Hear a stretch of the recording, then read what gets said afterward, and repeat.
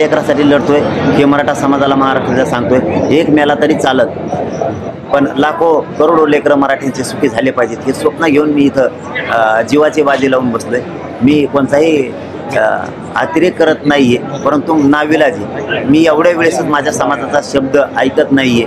समाजाचं म्हणणं आहे मी उपोषण करू नये, परंतु मला नाविलाजी मी आपल्याच समाजाचे लेकरं मोठे व्हावेत म्हणून आमरण उपोषणाला बसतो. आता मराठी एक आहेत का नाहीत हे उभ्या जगानं बघितल्या.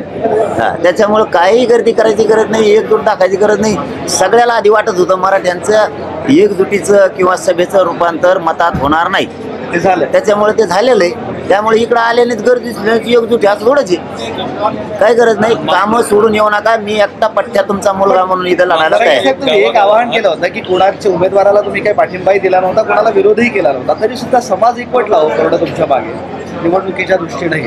मी काय वाईट केलंय? मी काय वाईट केलं? मी समाजाच्या लेकरासाठी त्यांची लेकरं मराठ्यांची मोठी व्हावीत म्हणून लढतोय, मरायला तयार. मी काय वाईट करतो? ते मला मुलगा मानणारच ना माझा समाज.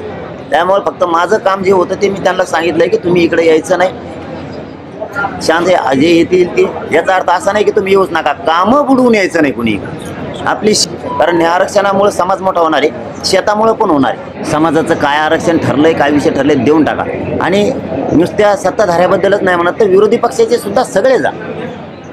आणि ह्या उपोषणाच्या काळातच पण तुम्ही जाता 2 वर्षांनी, ह्या उपोषणाच्या काळातच उद्याच तुम्ही तुमच्या नेत्याकडे सगळ्या पक्षाचे जाऊन बसा, त्यांना सांगा त्यांच्या ज्या ठरलेल्या गोष्टी त्यांना त्या द्या. मला राजकारणात जायचं नाही, माझ्या समाजाला जायचं नाही.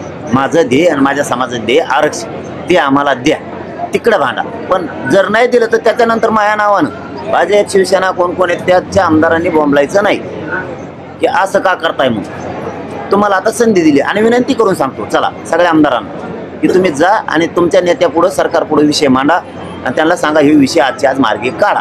मला राजकारणात जायचं नाही, उगाच बोंबलाच नाही. मग तुम्हाला बोलायला संधी नाही. मी समाजाला साक्षी ठेवून सांगायला लागलोय. आता समाज सुद्धा ऐकतोय चॅनलच्या माध्यमातून की आम्ही समाजाच्या वतीनं सगळ्या आमदारांना विनंती केली, सत्ताधाऱ्यांच्या सुद्धा, की तुमच्या नेत्याकडे जाऊन सांगा की त्यांचं आरक्षण द्या. मग परत तुम्ही म्हणतात तुम्ही विधानसभेला कसं काय आले पुढं, तर तुम्हाला सांगितलं ना आता जा, तर तुम्ही जा, ते प्रश्न सोडून आम्ही येत नाहीत. तुम्ही नाही गेले तर उद्या तुम्ही बोलायचं नाही, समाज तुम्हाला बोलून देणार नाही. कारण तुम्हाला आम्ही जा म्हणून सांगितलंय. समाज एकाही आमदाराला बोलून देणार नाही, कारण तुम्हाला तिकडे जा म्हणलं तर तुम्ही गेले नाही, इकडे काय बोंबलता मग, असा समाज तुम्हाला उद्या म्हणणार. तुम्ही प्रश्न सोडा. धन्यवाद.